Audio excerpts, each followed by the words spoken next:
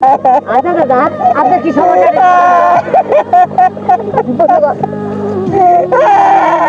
আচ্ছা দাদা, আপনার কি হয়েছে বলেন তো? কাঁদছেন কেন? কি বলবো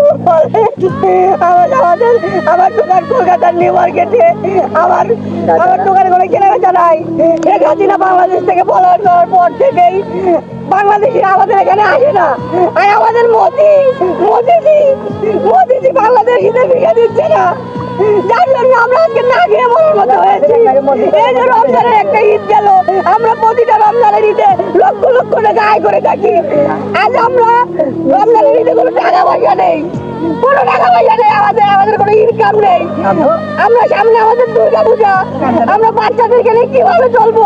মোদিজি কি দেবে আমাদের বাচ্চাদের ভরণ পোষণ? এর জন্য কি আপনারা কি বাংলাদেশকে দায়ী করছেন নাকি আপনারা নিজেদেরকেই দায়ী করছেন? অবশ্যই বাংলাদেশ দায়ী।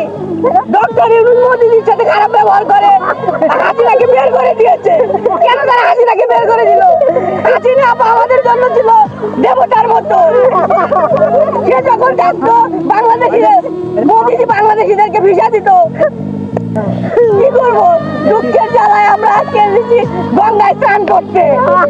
ঘরে খাবার নেই, চাল নেই, কি করবো? এখন লতা পাতা খেয়ে আমাদের বাঁচতে হচ্ছে।